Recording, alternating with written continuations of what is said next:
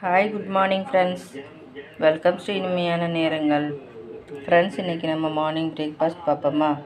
இன்றைக்கி உளுந்தங்கஞ்சி பண்ணியிருக்கேன் ஃப்ரெண்ட்ஸ். பாருங்கள், நல்லா இருக்கு பாருங்கள் பார்க்குறதுக்கே. இந்த உளுந்தங்கஞ்சி நம்ம கருப்பு உளுந்து இருந்தாலும் சரி, ஒயிட் உளுந்து தோல் நீக்கின உளுந்து இருந்தாலும் சரி, நல்லா ட்ரையாக இருக்கணும். அதை வெறும் வானிலையில் நம்ம ட்ரை பண்ணிக்கோங்க, வறுத்துக்குங்க. நல்லா ஃப்ரை பண்ணிவிட்டு ஆற விட்டுக்குங்க. உங்களுக்கு எவ்வளோ குவான்டிட்டி வேணுமோ அவ்வளோ எடுத்துக்கோங்க.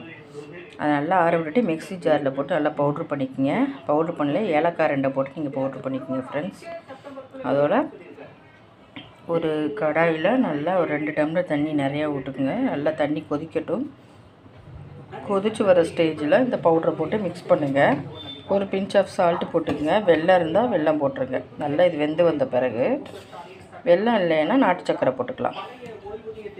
அதோட தேங்காய் பூ இருந்தாலும் நீங்கள் போட்டுங்க. நான் தேங்காய் பூ இல்லை, அதனால் அப்படியே பண்ணியிருக்கேன். இது நீங்கள் வீக்லி ட்வைஸ் சாப்பிடுங்க. பெண் குழந்தைங்களுக்கு ரொம்ப இடுப்பு வலிக்கு ரொம்ப நல்லது. அடிக்கடி இதை செஞ்சு சாப்பிடுங்க ஃப்ரெண்ட்ஸ். நீங்கள் பெரியவங்களும் சாப்பிட்டா மூட்டு வலி, இடுப்பு வலி எல்லாமே குணமாகும். ட்ரை பண்ணுங்கள் ஃப்ரெண்ட்ஸ். நான் நெக்ஸ்ட் வீடியோவில் பார்க்குறேன். Bye friends.